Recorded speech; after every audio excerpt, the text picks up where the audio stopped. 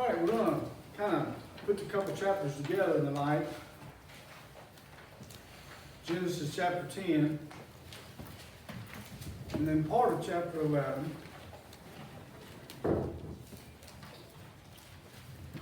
And the focus will be on the Tower of Babel, and it's a familiar story in Genesis and the things that happen there. But chapter 10 is basically the genealogies.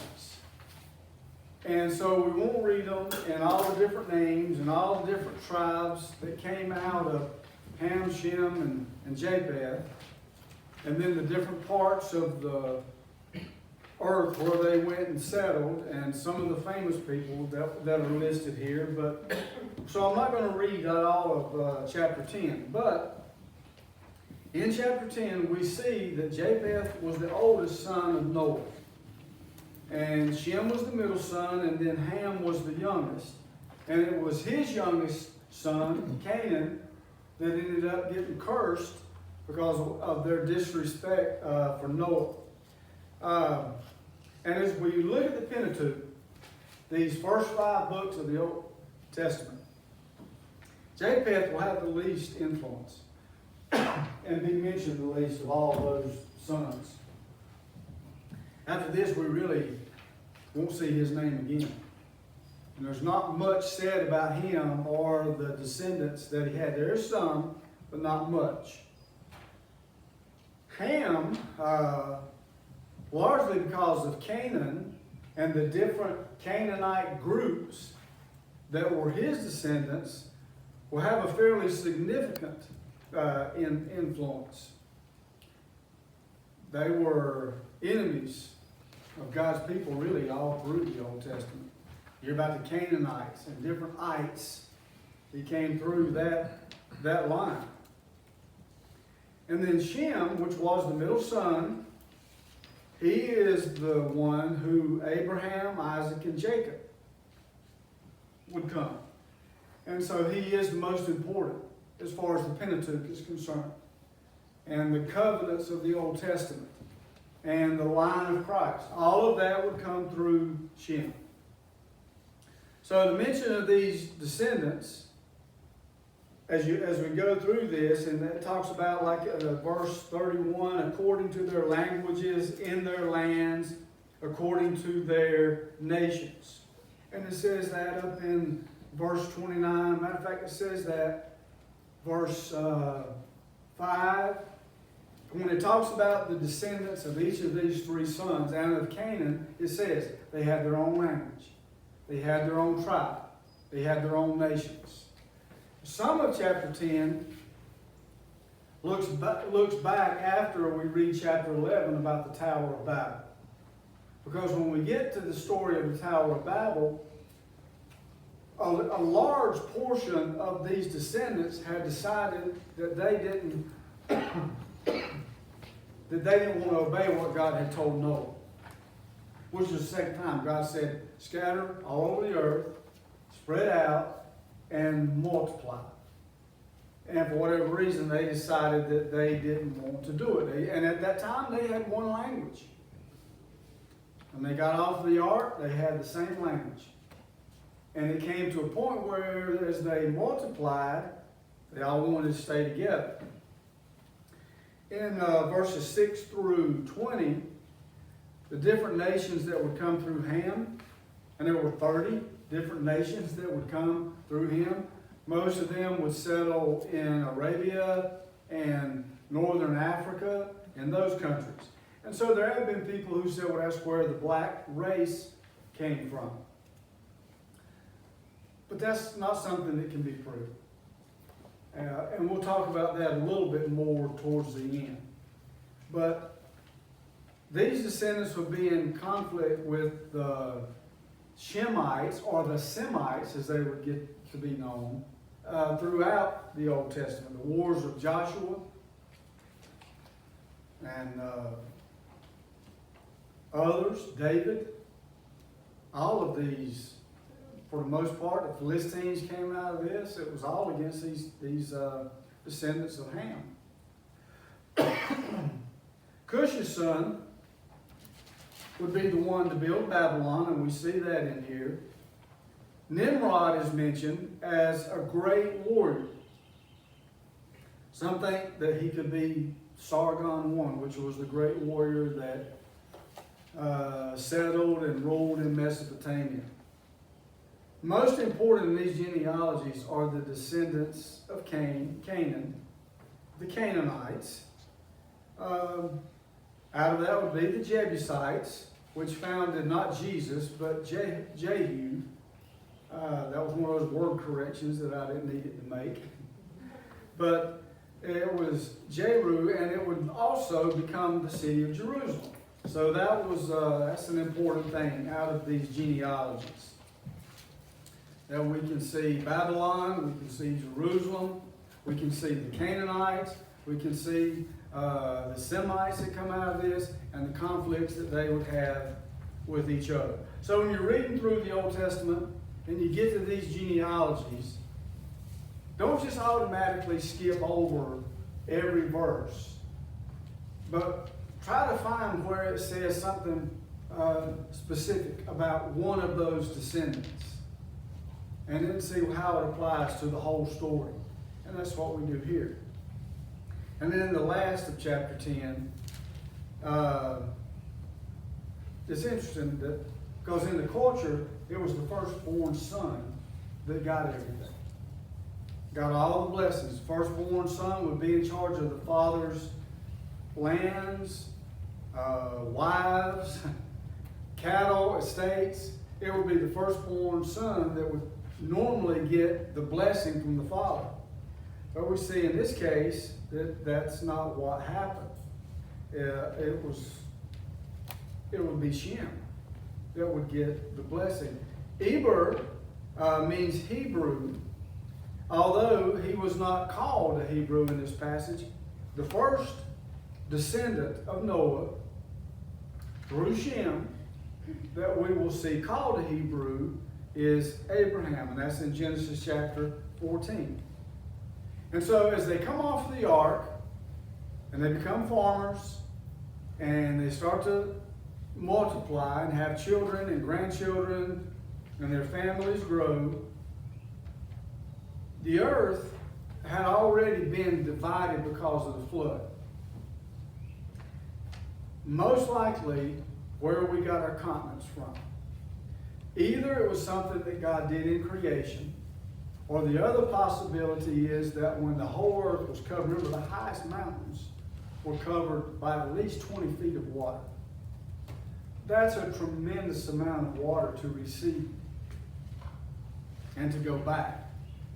And so it's just like we see in a much smaller situations today, when there's a flood, when a river floods, it makes new creeks or ruts. It cuts the land and will even divide it, makes islands or whatever. And so one thought was that after the flood, with that amount of water sitting on the surface of the earth, that as that water receded, that it divided the continents and broke the crust of the earth as it went back into the air, to the deep. And so that could be very likely what happened. That this tremendous pressure of that amount of water on the earth's crust separated the continents, created islands, and those types of things. And so people started to separate, and they would follow these rivers and the lines of the land, and then they would find a place where they could settle and farm. Later on, oh goodness, we did get our air conditioning fixed today, so the windows are closed, so I should be getting better from all this pop. But later on, and I'm summarizing a lot of this, but the descendants of Shem would be called Shemites, and then it would become Semites, or what we refer to often as the Jewish people as Semites. Now, it all came through Shem. So he is the most prominent, as the middle son, he's the most prominent in the Pentateuch of all of Noah's sons. Now, so that's a summary of chapter 10. The genealogies, the sons of Noah and all their descendants. And when we see the three of them plus Canaan, the thing that stands out is they all had their own language, they all had their own nations, and they all had their own lands. So they were starting to repopulate the earth.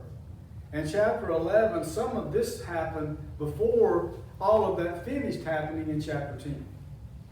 So let's read these verses in chapter 11, verse 9.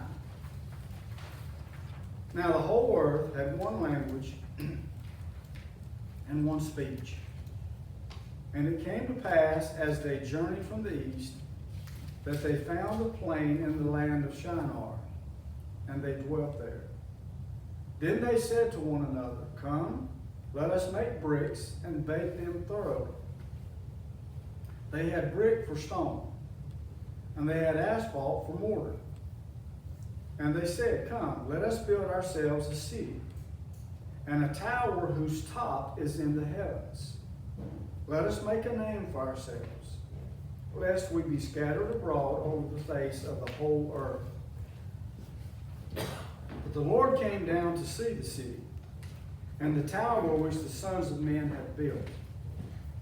And the Lord said, Indeed, the people are one, and they all have one language. And this is what they began to do. Now nothing that they propose to do will be withheld from them. Come, let us go down, and there confuse their language, that they may not understand one another's speech. So the Lord scattered them abroad from there over the face of all the earth. And they ceased building the city. Therefore its name is called Babel, because there the Lord confused the language of all the earth. And from there the Lord scattered them abroad over the face of all the earth. So at Babel, which was given that name afterwards, for the first time, people decided that they were going to attempt to build their own kingdom rather than to obey God and do what God had told them to do. It's been repeated over and over again throughout the millennium. God says to do one thing. God gives people one way to live. He gives us His truth. And people are always trying to find some way to do it themselves. To do it different, to do it better, to be something besides what God has said. So they decided they're going to build their own city. They're going to stay together, have one language, and they're going to build a kingdom. And as I said, some of the things that happened in chapter 11 happened before the information in chapter 10, where each of these different tribes and nations had their own land, their own language, and their own people. At this point, they're all wanting to stay together. And as the scripture says here, the world had one language.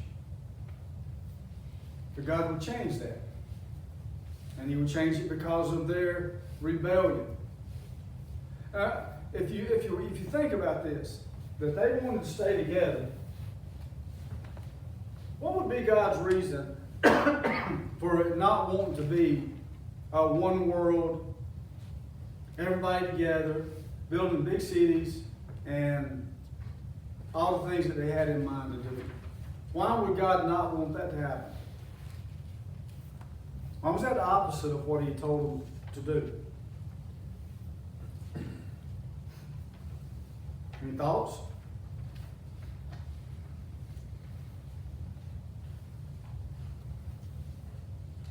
All right, well, just hold on to it. You may not be ready to say anything, but hold on to it. They settled in a place that they thought they could build a great city, they could make bricks, and they could build this tower up into the heavens. So again, another question, why did these people decide to build this tower up into the heavens? Some people have said that they wanted to build it to heaven, to get to where God was. But I don't think that's really it. What it says, I think we can take it, that they just wanted to make a name for themselves. They wanted to be famous for building this tower. So that if there were people from other parts of the world who heard about them, that this would be the thing they would be known for. That they had the highest tower in the world. You think about the Twin Towers. And how people today, even all over the world, there are huge cities with lots of people. And what's one of the things that they want to have? The highest tower in the world. So people still want to do that. Whenever people get together in large crowds, they want to do something to make themselves famous. And so the people here wanted to make a name for themselves. And so they decided, well, let's all stay together. Because if we're going to do this, and we're going to build this tower so that you can't even see the top of it, then we need everybody making bricks and laying bricks, and we'll just keep building scaffolds, and we'll build this tower higher and higher. They wanted to be known for what they did rather than for what God did. Listen, I do think that that's an application that we can make. Our lives get in trouble. We go down the wrong path and do the wrong thing whenever we decide that we want to be more famous than God. That we want to be known for something that we have done rather than to be known for something that God has done in our lives.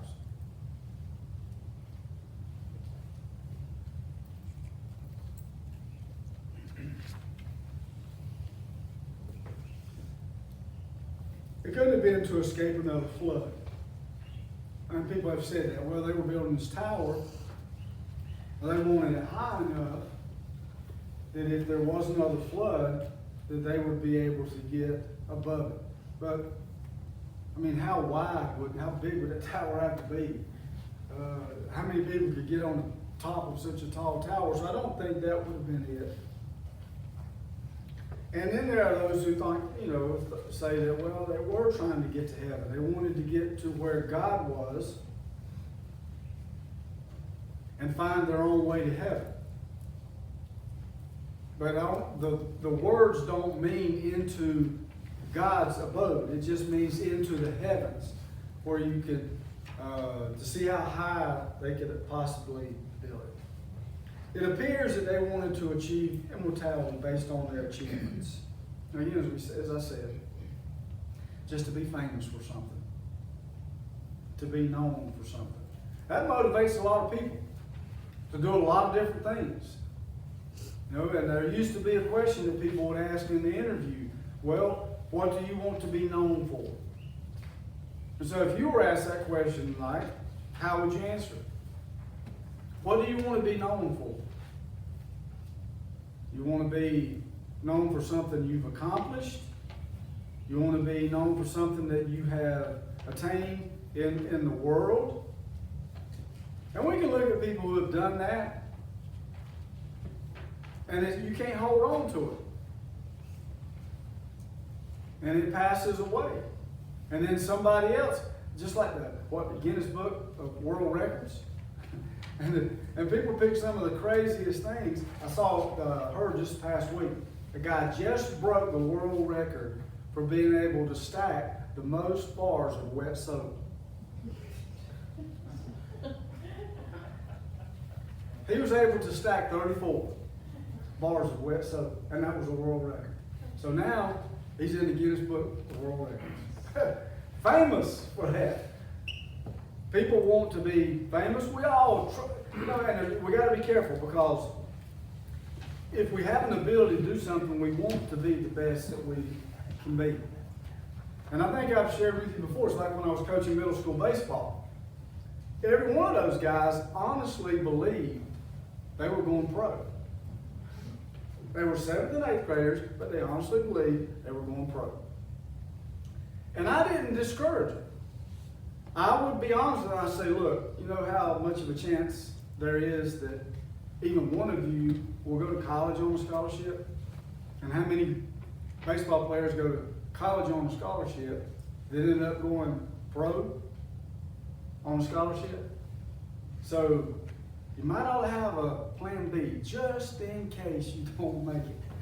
But I want to say, you can forget it. There's no way, you might as well quit baseball if that's what you're trying to do, because you ain't going to make it. Because people do. People do make it. And when they're in middle school, I didn't know who would and who wouldn't. So we do things and we do the best we can do. And we set goals. But where we get in trouble is when we don't even think about what God has said about our life and the things that He wants us to do for Him. And so then when we decide, well, this is what I want to do, this is what I want to be famous for, what happens is I start giving my life to those things and I leave God out. And then when my dreams and my goals aren't reached, then what do I have left? But if the Lord God is first in my life, and I am trying to do things with the life and the gifts and the abilities that He's given me, and if I have a goal to be something or do something and it doesn't work out, that was not the foundation of my life. That's not what I'm primarily living for. And so these people, all they thought was, well, we're going to do this, build this great tower. We're going to make a name for ourselves. We want to be remembered. We want to reach greatness. And they thought that the city, by them staying together, would enable them to do that. If we keep all these people together and we build this tower, we'll be famous for it. And honestly, I think that's one of the biggest applications that comes out of this story. One would be that they disobeyed God and didn't do what He said. But the other was they wanted more to be famous than to be godly. And so think about that for your own life. Think about those in your family, and what do we encourage them to do? Do we encourage them to be great, to be famous, to be good on their own? Or do we encourage ourselves and others that we have influence on to do the things that they can do, but not to leave God out of their life and to be godly first? God had told them to scatter. Take your families, scatter, and replenish the earth. Multiply over the earth. But they want to stay together. So verses 5 through 9 of this chapter, we see that the Lord came down to see what they were doing. And and it might have been, it gives God a human characteristic. Where it's like God says, let me just go see what's going on. It might be like we would pick up somebody's phone, or you might go into your child's room. You just want to go see what's going on. You feel like there's something that might be fishy or weird, but anyway, you're curious, you want to see what's going on. And so it says to us here that the Lord came down to see. But what it means is that He's always involved in our life. He's always aware of what we're up to. But now when we think about it in reality, is God in heaven? Is Jesus in heaven? And so He has to come to our house or sit with us in the car or check up on us when we're on vacation or whatever it might be. Does He literally have to come and see what we're up to? He already knows everything, doesn't It doesn't matter. Psalm 139 says it don't matter where we go. We can go up to the highest of the heights, down to the lowest of the lows. He knows everywhere we are and everything that we're doing. But what it says to us is that He just wants us to know that He sees everything. We can't hide anything from Him. They couldn't hide their disobedience. They couldn't hide their pride. They couldn't hide their selfishness. They weren't really trying to, though. They just were ignoring what God said. So which is it in our life? Is it that we do stuff and we know it's not in the right way, that we got our priorities wrong, and we know it and we just do it anyway because it's what we want to do? Or is it that we just feel like God's not even paying attention? You think about the people around you. I think, we think about our own country. Is it like they think God doesn't see the things that they're doing as a government? Or do they know that He sees or they just think He doesn't care, that He's not going to ever do anything, that there's no consequences to it? Or have they just decided they don't believe in Him anyway, so they're going to do what they want to do to make themselves famous, to accomplish the things that they want to accomplish? And we're back to the same thing of the globalists, the one world government, of the big reset, those kinds of things. It's like the Lord didn't approve of their disobedience, and He did not approve of their work, so there was going to come an end to it. We should realize that. We might have big goals, big aspirations, things that we want to accomplish and be famous for, but if it is out of God's will, it will come to an end. It won't last. It may be tragic, and it may be just that it runs out its time and it's not eternal, it's just temporary.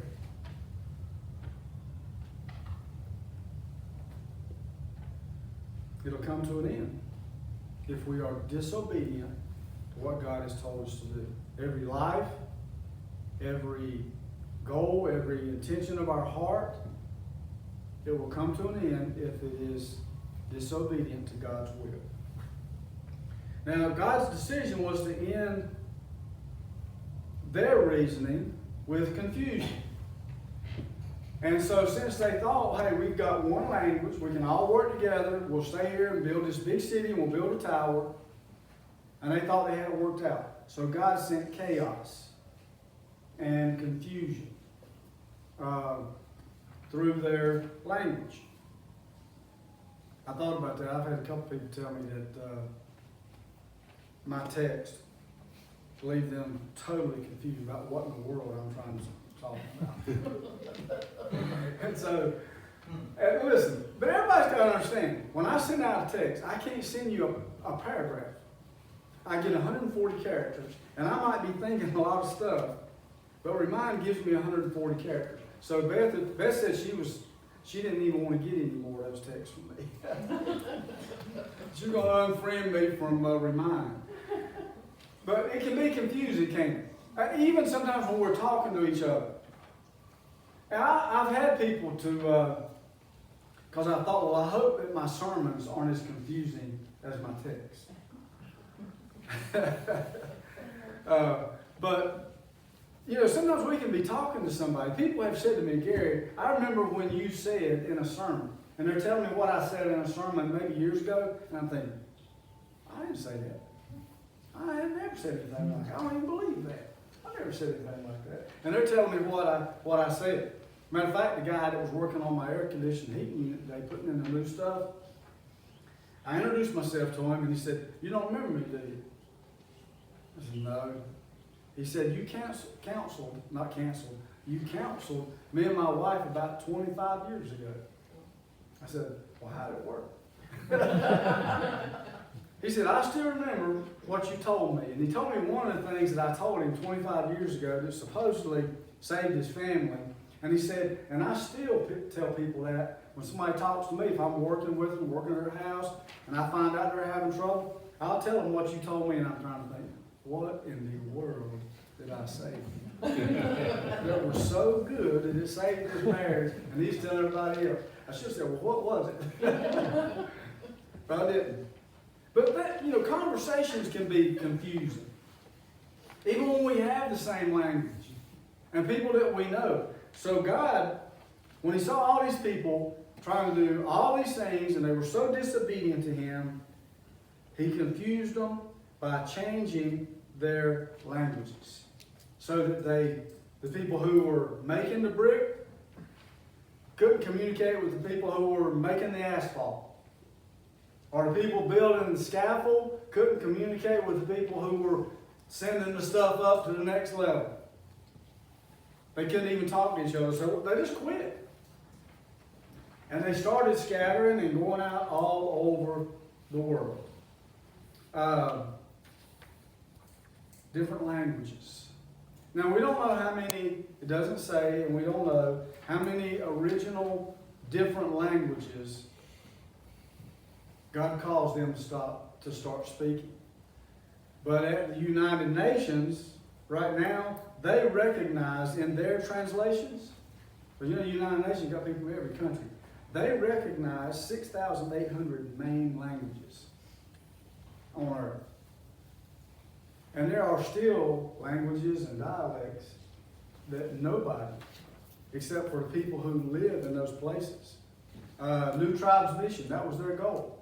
To go to unreached people where nobody knows their language, to live among those people, learn their language, and then translate at least a part of the gospel into a language that they can not only hear and understand, but read. And that was New Tribes Mission. 6,800 main languages. But why are people still trying to create one world? Is it the same thing as it was here? To make a name for themselves? To do something that they think will be greater than anything that people would claim that God has done? Do people still try to replace God with their own achievements? Yes.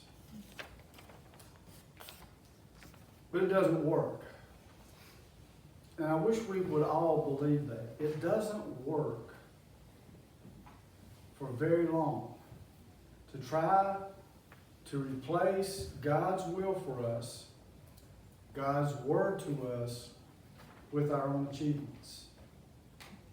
It's the difference between what's temporary and what's eternal. You can give a cup of cold water in the Lord's name to somebody who's thirsty, and it will be an achievement that will never be forgotten in heaven and be rewarded for. But you can put your whole life into something that's earthly and temporary, and you can make a name for yourself here, but it won't last past the world. It will be burned up with the world because it's temporary. And if we could ever get to the place where everything we got involved in, everything that we do, we can do it as to the Lord and put our best effort into it and use everything that God has given us to do it, but to realize the most important thing in my life is to know God and to be obedient to His Word and to live for Him, to care about the things that are eternal. C.S. Lewis, and I put a quote at the very bottom of the study from him. It was through pride that the devil became the devil. Pride leads to every other vice. It is the complete anti-God state of mind. As long as you are proud, you cannot know God. A proud man is always looking down on things and people. And of course, as long as you're looking down, you cannot see something that is above you. And I include that because when you come right down to it, the problem at the Tower of Babel was pride. We're going to do, and they had leaders speaking for them, organizing all this stuff. We're going to do what we want to do, not what God said to do. That's the story of the Tower of Babel. It's being repeated over and over again in people's lives. We're going to do, I'm going to do what I want to do, not what God said. Any other thoughts or questions about this? Well, let me just finish it by saying, a lot of people say that the Tower of Babel is where the different races came from. And that may be true. I think the Bible doesn't say how the different races came. If the Bible says anything about race, it's that we're all one race, the human race. And we have different colors within our skin that causes us to be white or brown or black or have a different tint to our skin color, but we're all one race. It goes back to Adam and Eve from the beginning, and then it goes back to Noah and his family after that. But when we start seeing how God wanted these people to go to different places on the earth.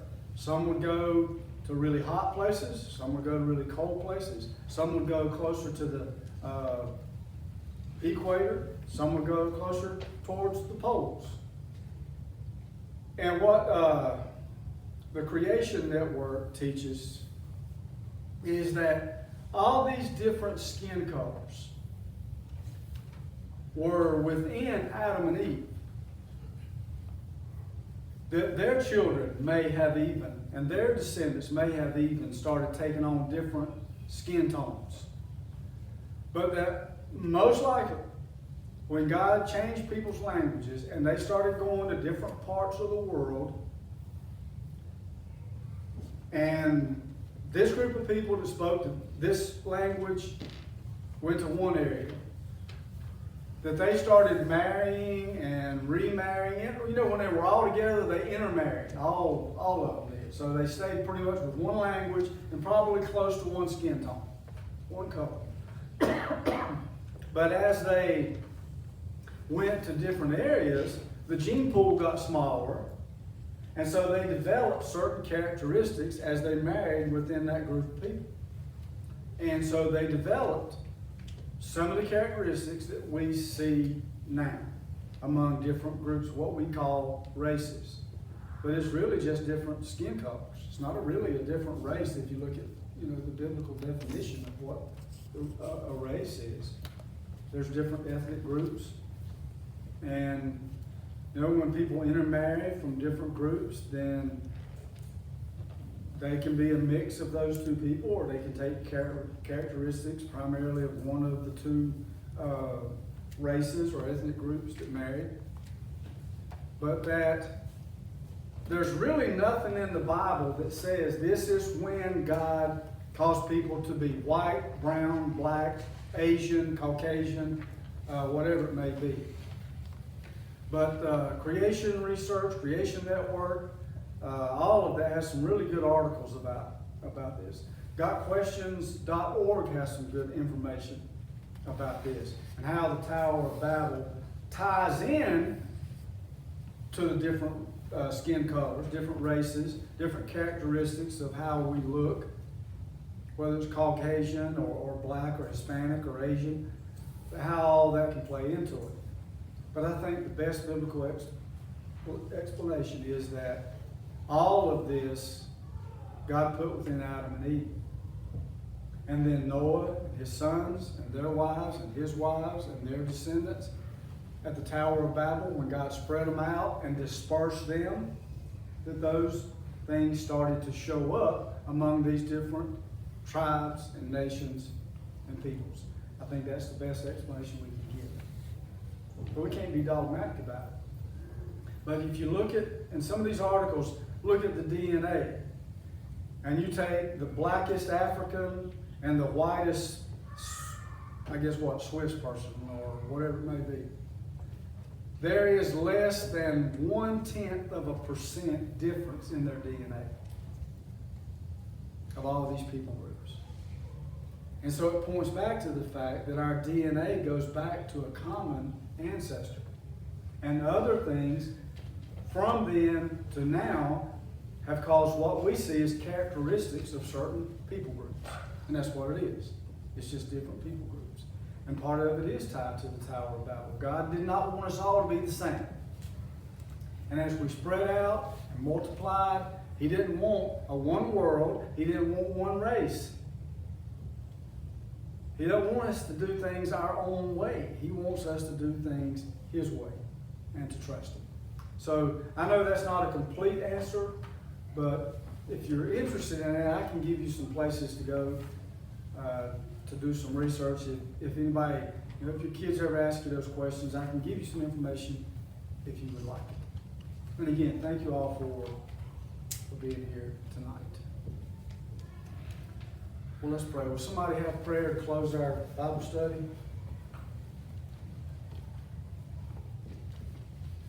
Dear Heavenly Father, I thank you for this day. Thank you for this church family, how they love you and how they love one another. I thank you for each and every one that come out tonight and ask you to bless and protect them. Thank you for Gary bringing your word, Beth and Debbie, and all the ones who are teaching. I ask that you bless them and make them fruitful. Watch over each and every one of us as we leave tonight, Lord. In Jesus' name we pray. Amen. Thanks, Scott.